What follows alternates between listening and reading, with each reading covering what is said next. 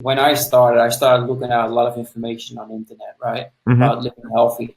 It just seems that a lot of the things you can find is one size fit all. Like this is the solution for you to become healthy, and it's for everybody. It's the same. So I'm just wondering, you know, because I don't think we're all the same.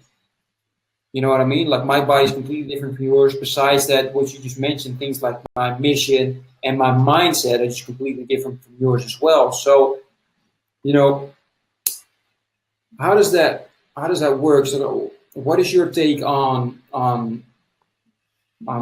making something for everybody, or should somebody be focused on, okay, I need somebody that mentors me and like what can work for me? How do you do that with your clients?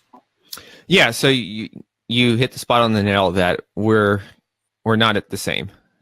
We there's people with different body types, different internal makeups, and that needs to be accounted for. So that's like my approach is all like it's a holistic approach, and there's bio individuality, and that fancy word simply means that you got to take into account genetics, you got to take into account their lifestyle, you got to take into account their particular stress levels, their body type.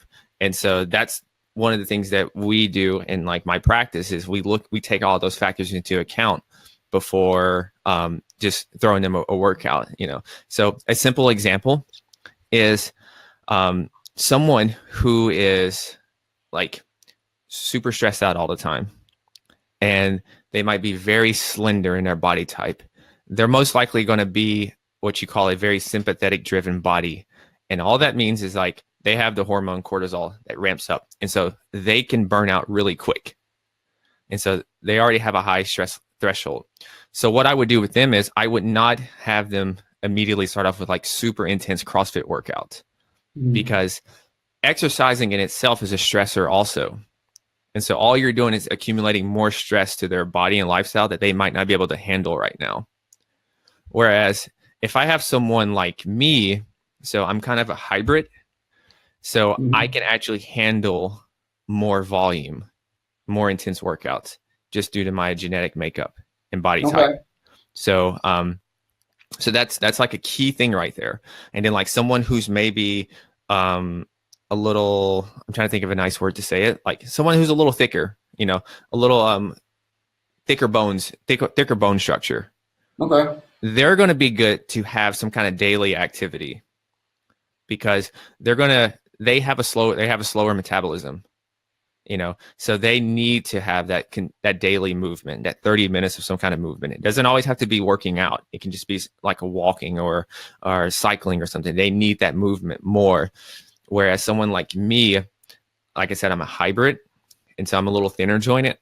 I don't necessarily need that much because my body can't handle that much intensity and load. Wow, that's insightful. I've never known that.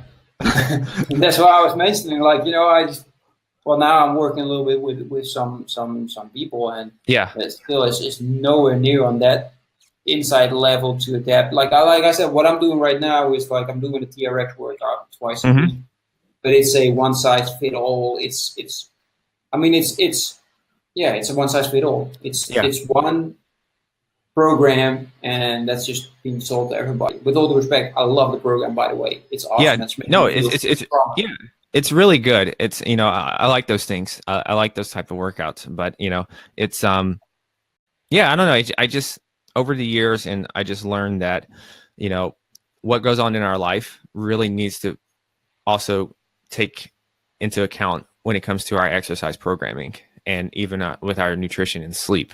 So, because if you exercise really intensely and you exercise a lot, you also, you that means you need to do more regeneration and recovery and rest more. So that's why you have to think about that. So like for me, for the rest of this quarter, it's a very intense business period of getting a lot of stuff done. So I've dialed back a little bit of my workout regimen, because I need some sleep. I need a lot of sleep. If I'm working out really intensely, I need like 9 hours. And unfortunately, I cannot sleep. Unfortunately, I'm not a short sleeper, unfortunately.